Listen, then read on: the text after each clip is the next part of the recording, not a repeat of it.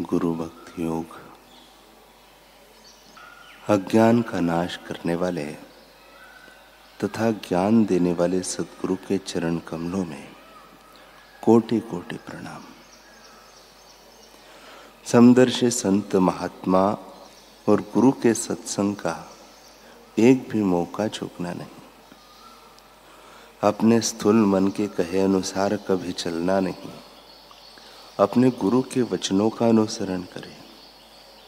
उच्च आत्माओं एवं गुरु के स्मरण मात्र से सांसारिक मनुष्यों की नास्तिक वृत्तियों का नाश होता है और अंतिम मुक्ति हेतु प्रयास करने के लिए उनको प्रेरणा मिलती है। तो फिर गुरु सेवा की महिमा का तो पूछना ही क्या। जिस प्रकार दो खरगोशों के पीछे दौड़ने वाला मनुष्य दो में से एक को भी नहीं पकड़ सकता, उसी प्रकार जो शिष्य दो गुरुओं के पीछे दौड़ता है वह अपने आध्यात्मिक मार्ग में सफलता नहीं प्राप्त कर सकता। अहम भाव का नाश करने से शिष्यत्व की शुरुआत होती है। शिष्यत्व की कुंजी है ब्रह्मचर्य व गुरु सेवा। गुरु के चरण कमलों में आजीवन आत्मसमर्पण करना यह शिष्यत्व की निशानी है।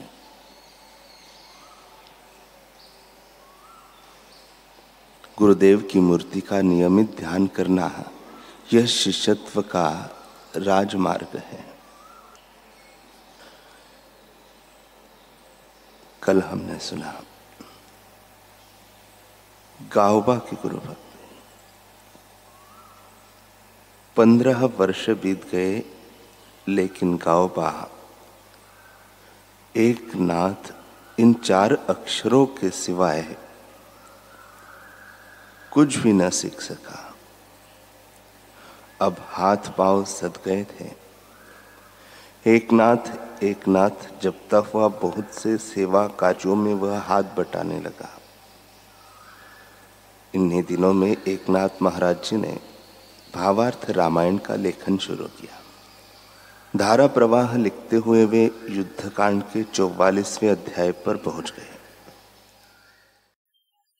यकायक एक दिन उन्होंने अपने सभी शिष्यों की एक सभा बुलाई।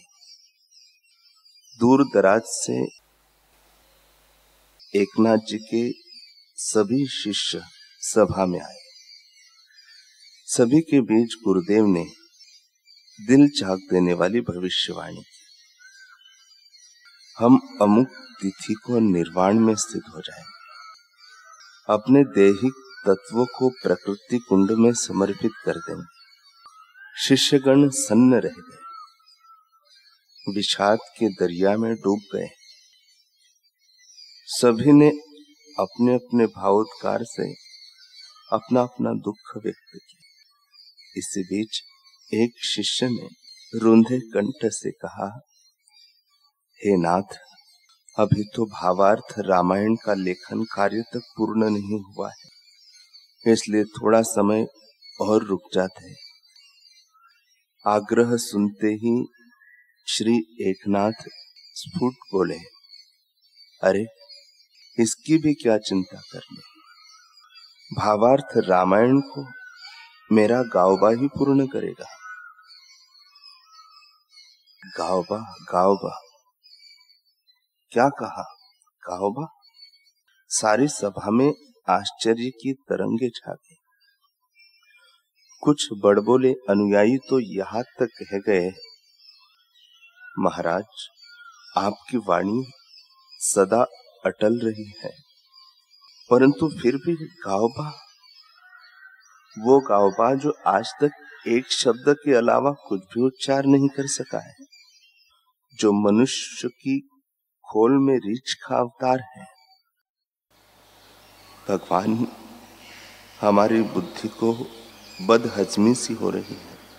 भला वो पागल गाओबा कैसे लिख सकता है आपका सार ग्रंथ भावार्थ रामायण? गाओबा को बुला कर लाओ। श्री एकनाथ जी ने आदेशात्मक स्वर से कहा। गावबा को लाया गया। इसे मेरी प्रसादी लेखन पीठ, जहाँ बैठकर श्री एकनाथ जी लेखन कार्य किया करते थे, वहां पर बैठा दो। श्रीनाथ ने पुनः दिव्य वाणी से आदेश दिया। गावबा धम से पीठ पर जा बैठा।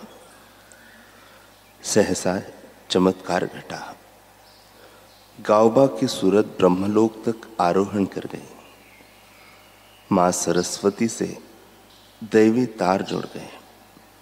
पहले पहल तो गावबा के मुख से स्वर निकले, एक नाथ, एक नाथ। लेकिन फिर एकाएक अमृतमयी वचनों की अबाध धारा फूट पड़ी। भावार्थ रामायण के अभंग भाव सहित प्रस्फुटित होने लगे। केवल चतुराक्षर एक नाथ जानने वाला निखद मूर्ख गावबा धुरंधर साहित्यकारों जैसी व्याख्या करने लगा। अब सभा में आश्चर्य का दूसरा भूचाल कौंधा। सब स्तब्ध की तरह जड़वत हुए, गावबा को देखते रह गए।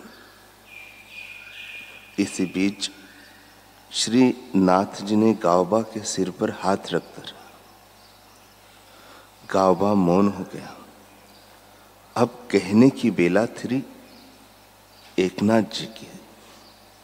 वे सभा को संबोधित करते हुए बोले, प्रियवरो, आपने कहा था कि गावबा मानव तन में रीछ जैसा है, लेकिन जानते हो रीछ में एक अपूर्व विशेषता होती है। वह लगातार गुरु गुरु की ध्वनि निकालता रहता है। नीति कहती है कि एक शिष्य को भी रीछ जैसा ही हो जाना चाहिए। अस्वलाचिया परी गुरु नामाचा जप करी, गुरु वाचोनी निरंतरी चिंता न करी आनाची।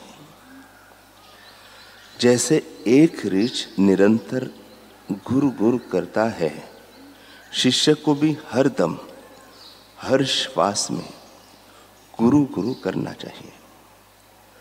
गुरु के सिवाय उसे कुछ नहीं सूझना चाहिए।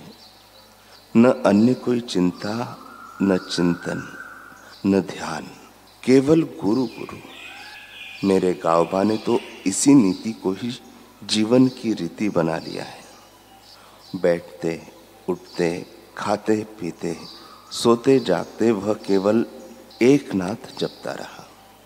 अन्य कुछ नहीं सीखा, न कहा न जाना। याद रखना है, हे विट्ठल की आत्माओं, जो उस एक नाथ यानी सद्गुरु को जान लेता है, उसके लिए सब जाना हुआ हो जाता है। क्योंकि गुरु ही जीवंत शास्त्र है, गुरु ही सकल सृष्टि है, गुरु ही समूचा ज्ञान है, गुरु ही साकार भगवान है, गुरु ही सर्वस्व है। गुरु गुरु बस गुरु ही सबके सांसों के सरगम में है। गुरु ही मन में, गुरु ही चित्त में, गुरु ही हर धड़कन में है। लगन है बस जिसको प्यारे गुरुवर के मीठे नाम की, वाणी में वो, मुख में भी वो, नजर आता कण कण में भी। गुरु ही शब्द है, गुरु ही ध्वनि है, गुरु ही ज्ञान ध्यान है। जिसने पढ़ ली गुरु की भाषा, सबसे बड़ा विद्वान वही है।